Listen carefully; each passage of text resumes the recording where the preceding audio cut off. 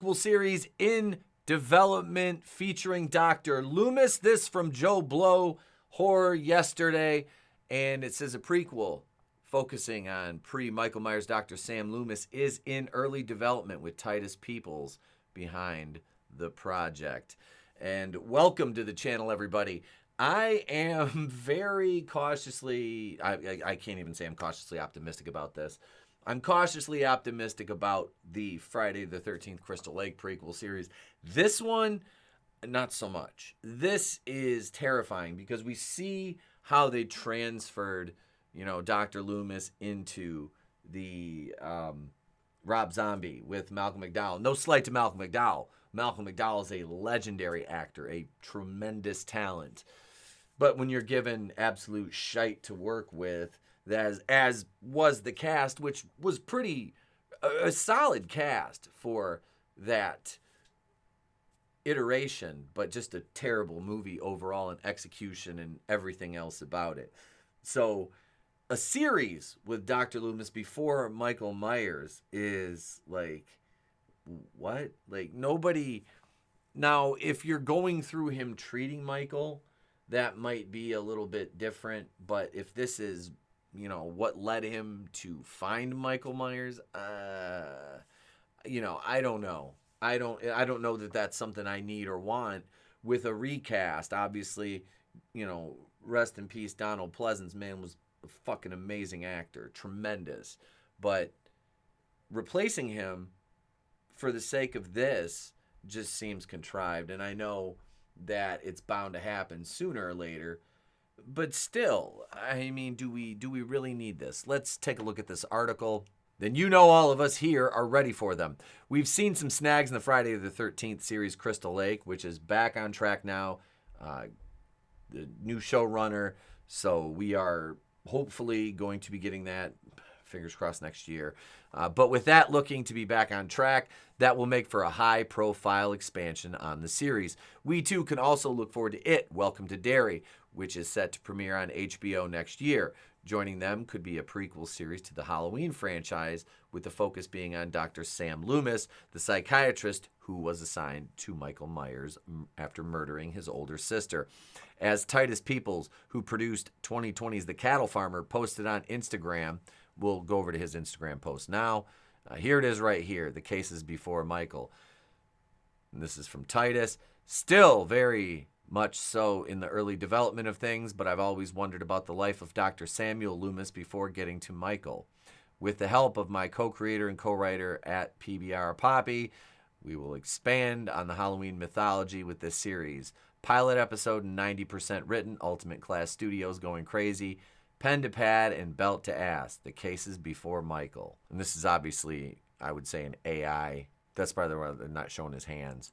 They would, he'd have like 8 fingers on one hand, 2 on the other. While some people might have interest in this conceptually, I just do not. I have no interest in this conceptually. To me, it just screams of desperation. Now, Miramax is supposedly developing a separate Halloween show about Haddonfield, but we'll talk about that in a minute. It says, obviously, few details are known at this point, but when iHorror reached out to Peoples over Halloween prequel, he said, I think fans are really going to appreciate the extended world we're building in the Halloween universe. Dr. Samuel Loomis is such an interesting character, so it would be great to explore who he was before he met Michael. We're building on a well-loved franchise that can put fans on high alert. I think exploring Loomis is a terrific idea for a Halloween prequel series. After all, we already know so much about Michael Myers, and really, do we need to see what he was up to when he was 3 years old? As far as Halloween characters go, Loomis is absolutely the one worth learning more about. Hell, we were asking for one almost a decade ago. My thing is, and my boy Fanzine made a video about this years ago, the preacher from Halloween 4, Return of Michael Myers. There was some kind of chatter about like a rumor about, a prequel about him. And I thought that would have been more interesting because he was chasing evil. So that could have played more into the cult aspect of it with the Cult of Thorn trilogy, as it were, which I know is not a fan favorite. I didn't mind it. I just wish they would have executed it differently. But, I've reviewed 4 and 6. I need to do part 5 this year. I will do a review of part 5 for you guys. It will come out over Halloween season in October. This is from March 8th of this year, so this is a while ago. But Miramax's Halloween TV series is going back to the original film. The small screen slasher will be a total creative reset following Blumhouse's recent reboot trilogy. Speaking about October of 2023, it was announced, and I covered this. There's videos on the channel from last October talking about the Miramax, the rights situation. And we talked about it on the Monday night shows before we went full horror. After a heated bidding war with genre titans A24, Miramax and Trancas International Films secured the TV rights to the Halloween franchise. So the foundation of this is what they go on to say while they were speaking with Deadline. The foundation of it is the original film, the John Carpenter movie, the characters of that film, and perhaps a group of characters that we haven't really focused on that much in recent film versions or even in a number of them. It's a creative reset completely and going back to the original film as opposed to spinning out of any more recent adaptation. That's supposedly what we're going to get from the Miramax series, which I haven't, or Trancas International. I haven't really heard anything more, but that is set to be a cinematic universe with the TV or streaming, whatever it is. It'll be streaming, I'm sure, and movies kind of playing into each other. So I would think in this, they're going to use the movie or the television. I'm so boomering this here. No, they're going to use the streaming series to set up the movies, which, okay, not a bad idea. I'm totally not opposed to that if it's done right. And what are they going to be doing in the meantime and in between time? And are we only going to see Michael at Halloween like in the films? What's he going to be doing the rest of the year, you know? So if I take these two, now, if these two exist together, and these are not, it doesn't sound like they're going to be connected, you know, hypothetically, if the Loomis series gets picked up, which they're about done with the pilot, which still has to get pitched and picked up. So who knows with that? We'll follow that story as it develops.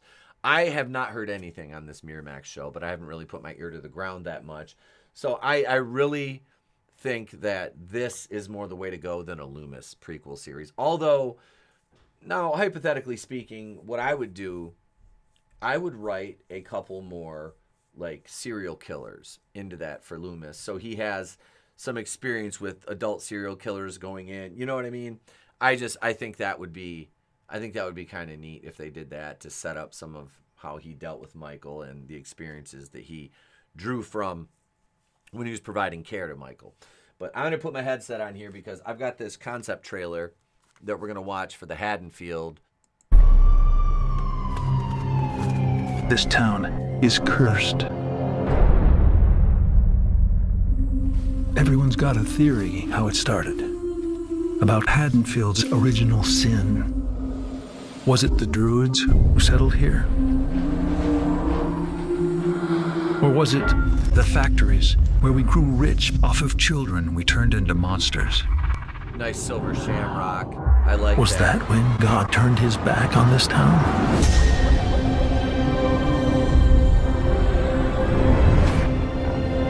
Whenever it began,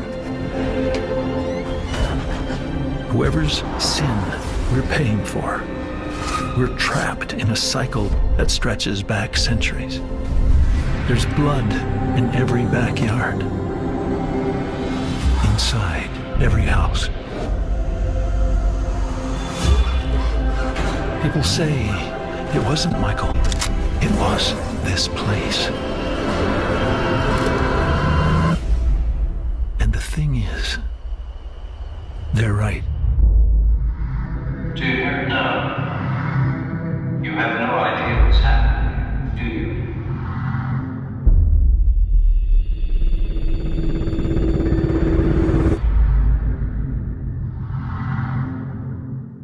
That was actually a well-constructed trailer. Obviously, I know it's repurposed footage, but that looked good. Like I've really gotten to like some of these concept trailers, and this is an art. After editing, re-editing the Andy Sedaris trailers, I have a better appreciation for that. And I thought it was cool. It was just a cool trailer I want to show you guys because game recognized game when it comes to editing. So yeah, I really enjoyed the way that was structured. So the Loomis show, like I said, there's ways that you could go about this to make it interesting. Do I have any faith that they'll do that? Absolutely not. I don't. The other series and cinematic universe they're talking about building, on the Miramax, Trancas side, that I have I'll put a little more faith in, especially because they're like, look, we have nothing to do with the David Gordon Green one. We don't want anything to do with that. I like that more. Let me know in the comments, are you looking forward to the potential Dr. Loomis prequel series, or are you more in line with wanting the Haddonfield series and then, movies to spawn out of that? I liked in the trailer specifically the Silver Shamrock reference. I think that should be tied in more and used more to kind of explain things. And there's a lot of other side stories they could do with Silver Shamrock as well. Bring that in fully, which they did kind of in the new trilogy, which is one of the only things they did well. So, yeah, let me know what you think in the comments. Gang, if today's the day I've earned it, subscribe. We do horror and wrestling year-round, so subscribe, ding the bell for notifications. Channel membership's $2.99 to be a Kazooian, $4.99 to be a Harvey Wakuian producer, $2 a month to support us on Patreon as a brain buster. That is patreon.com/wrestlingwithhorror420. If not, just subscribe. As I said, it's free. It always will be. I'm Etep Wakuian from Wrestling with Horror. I will catch you guys on the next one. Remember, it's always better to burn out than fade away.